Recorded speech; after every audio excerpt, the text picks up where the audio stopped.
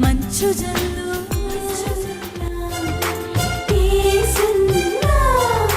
మేఘనాథుడై వచ్చుచున్న మేఘారూఢుడా, రెండంచుల ఖడ్గమును నోట ధరించిన వాడా, మృత్యువునకు మృత్యులోకముకు అధికారి అయిన వాడా, యుగ యుగములో సజీవుడైన వాడా, ఏడు దీప స్తంభముల మధ్య సంచరించువాడా, మృతుడై మరలా బ్రతికిన వాడా, అగ్ని జ్వాలల వంటి కన్నులు కలిగిన వాడా, అపరంజని పోలిన పాదములు కలిగిన వాడా, దావీదు తనయా హోసన్నా, యూదుల రాజా యేసన్నా, యేసన్నా, యేసన్నా. యేసు నామంలో మీకు శుభములు సమృద్ధిగా కలుగునుగాక. మధురం నీ వాక్యం అనే కార్యక్రమానికి స్వాగతం. ఈరోజు మన అపోస్తల కార్యములు అనే అంశం 14వ భాగం ధ్యానించుకుందామండి. 17వ అధ్యాయం నుండి.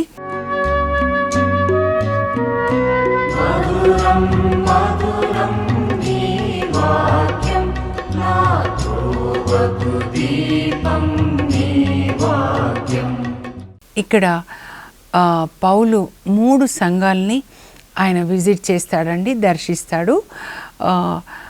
ఫిలిప్పీ నుండి ఆయన తెస్సలోనికాకి వెళ్తాడు, అక్కడి నుంచి బెరయాకి, అక్కడి నుంచి ఏథెన్స్ అన్నమాట. ఒక్కసారి నేను మ్యాప్ ద్వారా చూపిస్తాను. మీరు కూడా మ్యాప్స్ అన్నీ కూడా పౌలు 3 సువార్త ప్రయాణాలు జెరాక్స్ చేసుకొని ప్రక్కన పెట్టుకొని మీరు కుటుంబంగా చదువుకోండి, మీ పిల్లలకి వివరించండి, లేదా స్త్రీలు 4-5 కూర్చొని దీన్ని ఒక మంచి డిస్కషన్ లాగా ఒకరికొకరు చెప్పుకోనండి, ఓకేనా? అలా ఉంటుంది అన్నమాట ఏథెన్స్ సంఘం. దాన్ని కూడా నేను చెప్తానండి. ఇప్పుడు ఫిలిప్పీలో వాళ్ళని చెరసాల్లో పెడతారు, తర్వాత విడిపిస్తారు కదా. అప్పుడు ఇంకా మళ్ళా లిడియా వాళ్ళ ఇంటికి వెళ్ళి అక్కడ సంఘాన్ని బలపరిచి అక్కడ ఒక నాయకుడిని కూడా ఎపోఫ్రోదిత్ అని ఒక మరి సంఘ కాపరి పాస్టర్ లాగా అపాయింట్ చేసి ఇంకా ఆయన నెక్స్ట్ ఇక్కడికి వచ్చేస్తాడు. టీం అంతా 4 కూడా అనమాట. తెస్సలోనికాకు వస్తారు. ఇక్కడ తెస్సలోనికాలో 2వ వచనం చదివితే 17:2 పౌలు అలవాటు చొప్పున విశ్రాంతి దినమున ప్రార్థనా మందిరమునకు వెళ్ళెను. విశ్రాంతి దినం అంటే ఆదివారం, మనకి వాళ్ళకి శనివారం. అలవాటు చిన్ననాటి నుండి అలవాటు. ఆదివారం వచ్చిందంటే ముందు దేవాలయానికి వెళ్ళాలి, సంఘంగా దేవుణ్ణి ఆరాధించాలి. అలవాటు చొప్పున మీరు లూకా సువార్త 4వ అధ్యాయంలో 16వ వచనంలో కూడా యేసు ప్రభుని గురించి రాయబడి ఉంటుంది. ఆయన సువార్త బోధనలో ఒకసారి తాను పెరిగినటువంటి తల్లిదండ్రులతో పెరిగిన నజరేతుకి వెళ్తే అలవాటు చొప్పున ఆయన మరి ప్రార్థనా మందిరానికి వెళ్ళాడని. ఇలాంటి మంచి అలవాట్లు మనకు ఉండాలండి. వేకువనే లేవడము, 5 గంటలకు లేవడము, దేవుణ్ణి స్తుతించడము, అలాగే బైబిల్ చదువుకోవడము, మరి ఆదివారం దేవాలయానికి వెళ్ళడం, సాయంకాలం కుటుంబంగా మరి కుటుంబ ప్రార్థన చేసుకోవడము, పేదవాళ్ళకి సహాయం చేయడము, అలా వడకంలో పాల్గొనడము. ఇప్పుడు మొత్తంగిలో అలాగే సంవత్సరానికి ఒకసారి వడకంలో పాల్గొనడం, మీ పుట్టినరోజులు, మీ పిల్లల పుట్టినరోజులు వచ్చినప్పుడు దేవుని పుస్తకాలు, బైబిల్స్ పంచిపెట్టడం, ఇలాంటి మంచి అలవాట్లు మనకు ఉండాలన్నమాట. సో పౌలు కూడా అలవాటు చొప్పున విశ్రాంతి దినమున తెస్సలోనికాలో ఉన్న ప్రార్థనా మందిరానికి వెళ్ళాడనమాట. అక్కడ మరి ప్రార్థనా మందిరంలో ప్రార్థనా మందిరాధికారులు ఈయనని సువార్త బోధించమని అడుగుతారండి. అది దేవుని ప్రేరణ కదా, కొత్త వ్యక్తి పిలుస్తారు. అప్పుడు పౌలు సువార్తని బోధించడం మొదలు పెడతాడు. పాత నిబంధన నుంచి ఆయన యేసుక్రీస్తుని గురించి చెప్తాడు. ఈ పాత నిబంధనలో చెప్పబడిన మెస్సయ్యనే యేసుక్రీస్తు.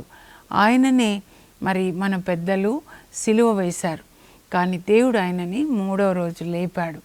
నాకు కూడా దర్శనం ఇచ్చాడు, అపోస్తులకి దర్శనం ఇచ్చాడు, కానీ అకాలమందు జన్మించినట్లున్న వాడనైనా నాకు కూడా ఆయన కనిపించాడు, దర్శనం ఇచ్చాడు అని చెప్తాడనమాట. ఏం చెప్పి ఉంటాడు? నేను అదే అనుకున్నాను పాత నిబంధనలోంచి. ఇదిగో ఆదికాండం 3:15లో స్త్రీ సంతతి నీ తలను చితగ్గొడుతుంది అని దేవుడు చెప్తారు కదా సైతాన్తో.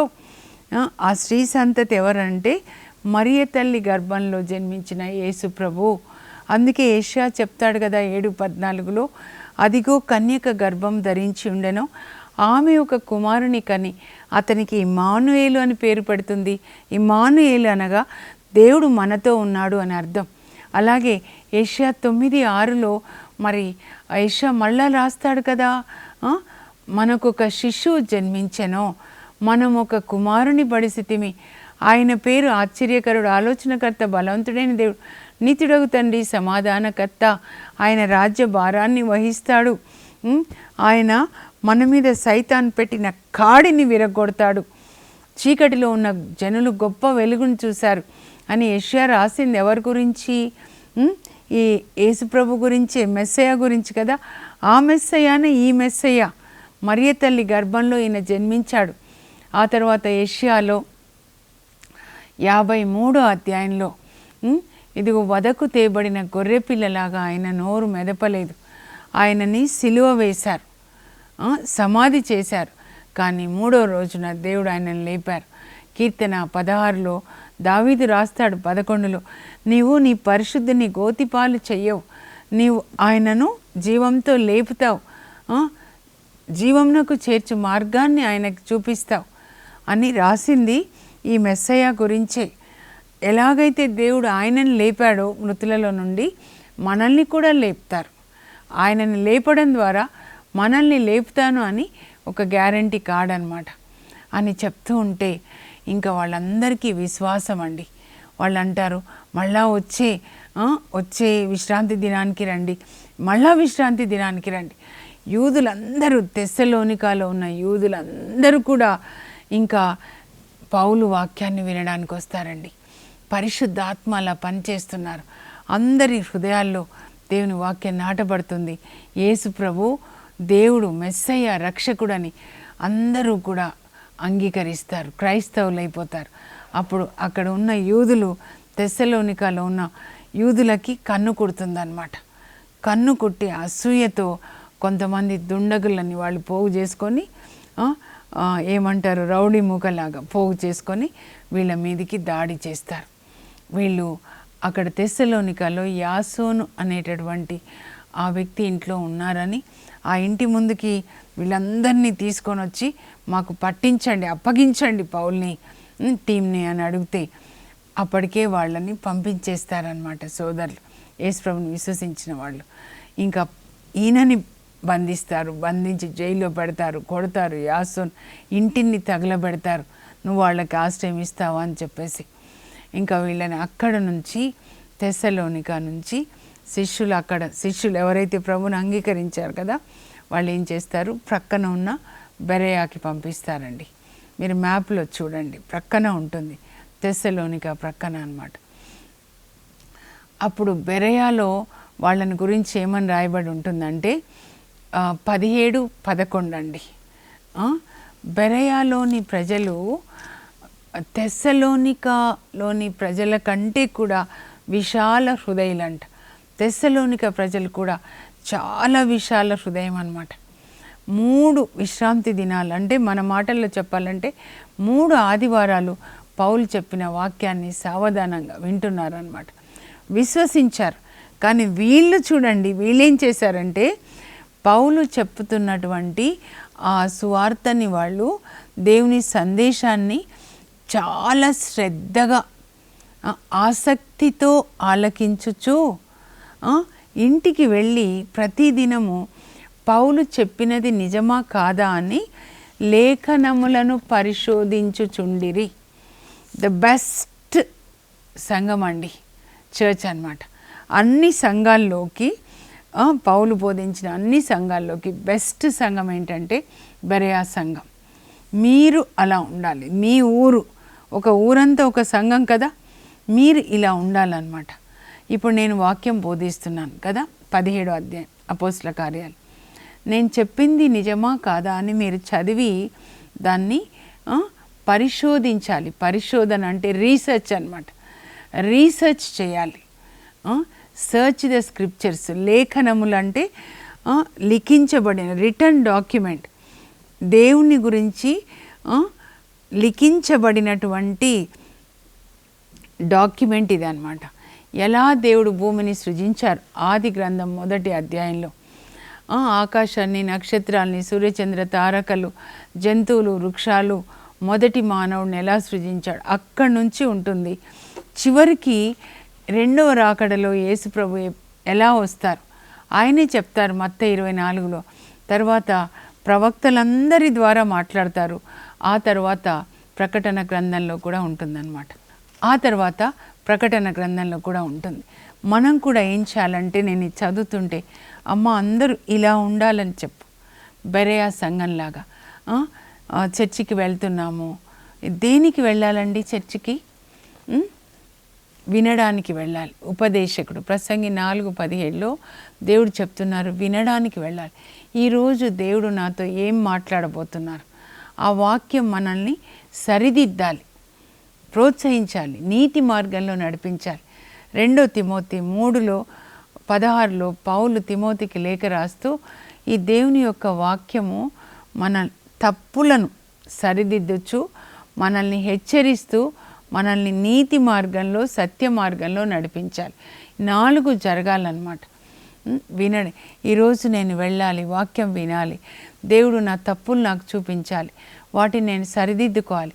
ఆ తర్వాత ఏ నీతిని వింటానో ఆ నీతిని నేను పాటించాలి. అలా అని రావాలి. అంతేకాని చాలా చాలా జిగేలు వస్త్రధారణ అలా రాకూడదు. తిమోతికి లేఖ రాస్తూ 1 తిమోతిలో 2వ అధ్యాయంలో ఆరాధనకి వచ్చేవాళ్ళు ఎలా ఉండాలి అని పౌలు రాస్తాడండి. అందులో 2:9లో స్త్రీలు ఆరాధనకు వచ్చేటప్పుడు చిత్ర విచిత్రమైన అలంకరణలు, ఇలా జడలు, ఇలా ఇట్లా ఇక్కడ అన్నీ పెట్టుకొని అలా మీరు రావద్దు. స్త్రీలు మర్యాదగా వస్త్రధారణ చేసుకోవాలి. Dress up decently and modestly. మర్యాదగా సింపుల్గా ఉండాలి, గౌరవప్రదంగా. పరిశుద్ధుడైన దేవుణ్ణి ఆరాధించే వాళ్ళు వస్త్రధారణ కూడా పరిశుద్ధంగా ఉండాలి. పరిశుద్ధత, దేవుని పరిశుద్ధత మన వస్త్రధారణలో కూడా కనపడాలి.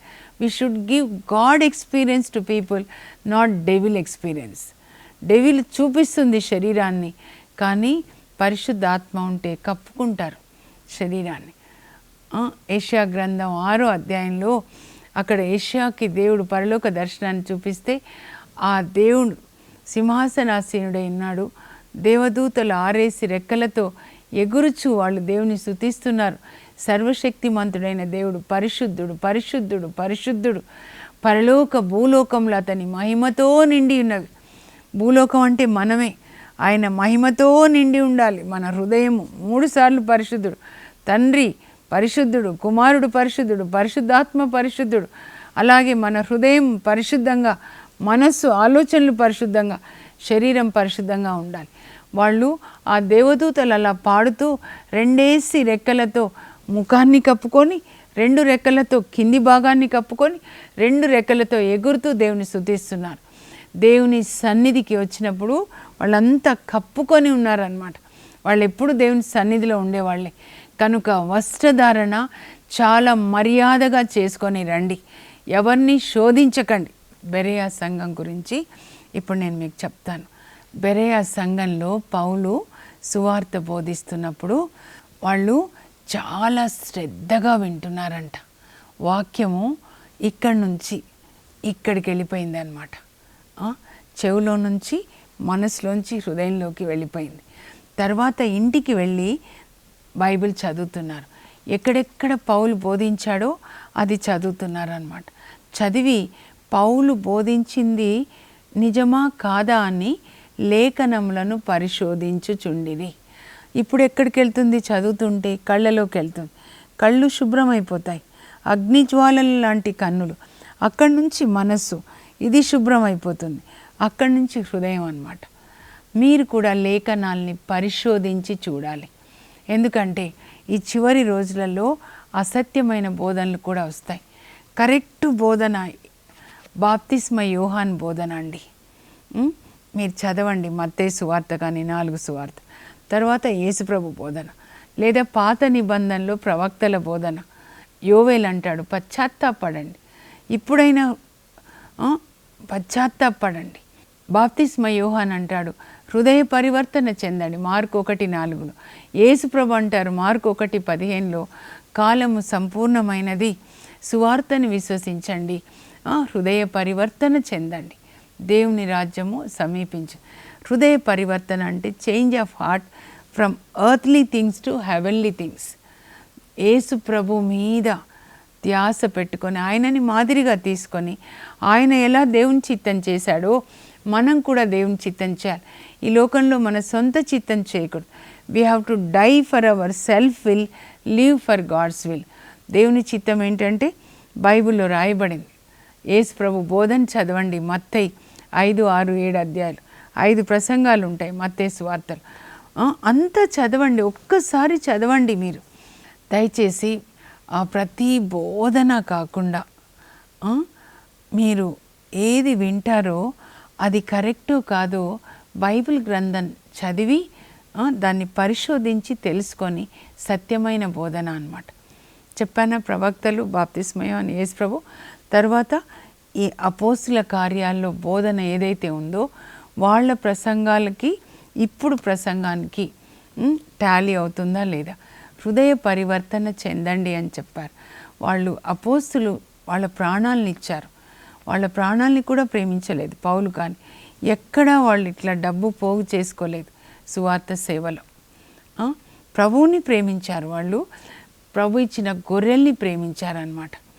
పేతురు, అపోస్తులు, పౌలు వీళ్ళందరూ కూడా నువ్వు నన్ను ప్రేమిస్తే నా గొర్రెల్ని మేపు అని అలా వాళ్ళు గొర్రెలని, యేసు ప్రభు గొర్రెల్ని వాక్యంతో పోషించారు.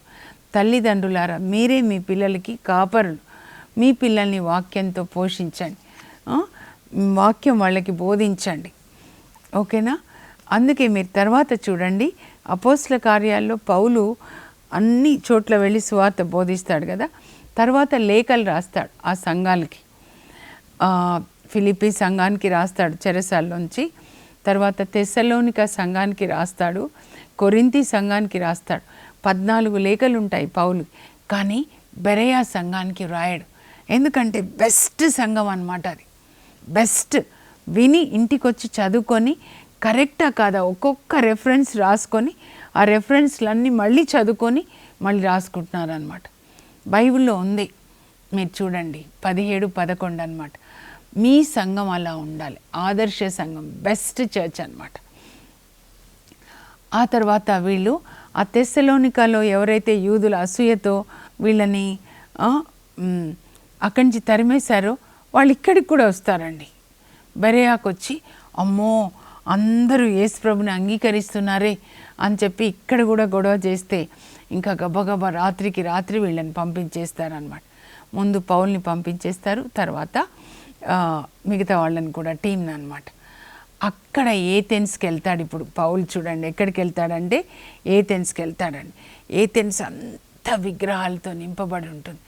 చాలా వేదన అనిపిస్తుంది అనమాట ఆయనకి. వాళ్ళ కొరకు ప్రార్థిస్తాడు. యేసయ్యా మీ రక్తంలో వీళ్ళని కడగండి, ఇలా ప్రార్థించుంటాడు. మీ ఆత్మని ఇవ్వండి, వాళ్ళ హృదయాల్ని తెరవండి ప్రభా, నీవు వాళ్ళ కోసం మరణించావని వాళ్ళు తెలుసుకునేలాగా వాళ్ళకి వివేకాన్ని ఇవ్వండి, దైవ జ్ఞానాన్ని దయచేయండి. ఎక్కువ ప్రార్థించినప్పుడే మనకు ఆత్మలు దొరుకుతాయండి. బోధించకముందు, బోధించిన తర్వాత. పొలాన్ని దున్ని అన్నీ తీసేసి రైతు నీళ్ళు, మరి దేవుడు నీళ్ళు ఇచ్చిన తర్వాత వర్షం పడిన తర్వాత విత్తనాలు వేస్తాం, తర్వాత కూడా మళ్ళా వర్షం పడుతూ ఉంటుంది ఎదగడానికి, కలుపులు తీసేస్తాం, అలా అన్నమాట. అక్కడ ఒక గుడిని చూస్తాడండి. ఆ గుడి మీద ఏమని రాయబడి ఉంటుందంటే తెలియని దేవునకు అని ఉంటుందన్నమాట. ఇంకా అక్కడ పౌలు బోధిస్తాడనమాట. అయితే వీళ్ళకేంటంటే ఏథెన్స్ ప్రజల స్పెషాలిటీ, అందరూ ఒక చోట కూర్చుంటారనమాట. పోగై ప్రతిరోజు ఒక కొత్త అంశం మాట్లాడుకోవాలి.